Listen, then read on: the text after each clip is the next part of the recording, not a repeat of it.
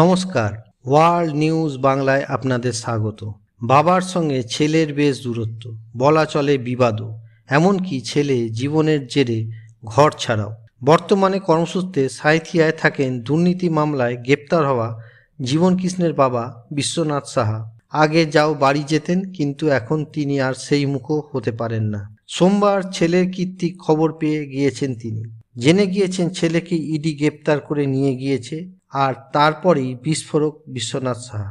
ছেলে জীবনকৃষ্ণ ও বোন মায়া সাহার উত্থান তার চোখে মোটেই স্বাভাবিক নয়। সেই কারণেই তো আবার তল্লাশি থেকে জেল সবেরই দাবি করে বসলেন জীবনের বাবা বিশ্বনাথ সাহা। এও জানালেন যে তার নামে মিথ্যা মামলাও রুজু হয়েছে।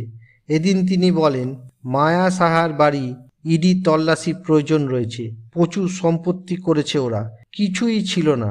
একটা মিষ্টির দোকান ছিল। জীবন বিধায়ক হয়েই তো সব হলো, কিন্তু এত সম্পত্তি কিভাবে তৈরি হলো সেই ব্যাখ্যাও দিয়েছেন বাবা বিশ্বনাথ। জানিয়েছেন, আমার সঙ্গে বরাবর ওদের দূরত্ব। জীবন বিধায়ক হওয়ার পরে এত সম্পত্তি তৈরি করেছে। মায়াকেও কাউন্সিলর করেছে। এখন আমি ওখানে যাই না। জীবন জামিন পেয়ে আসার পর থেকে আমায় বাড়িতে ঢুকতে দেয় না। থানা থেকে জেলা সভাপতি সবাইকে জানিয়েছি, অনুব্রত মণ্ডলকেও জানিয়েছিলাম, কিন্তু সবাই ওর বুলি গাইছে। দুর্নীতি মামলায় অনেকদিন ধরে তদন্তকারীদের আতসকাচের নিচে জীবনকৃষ্ণ।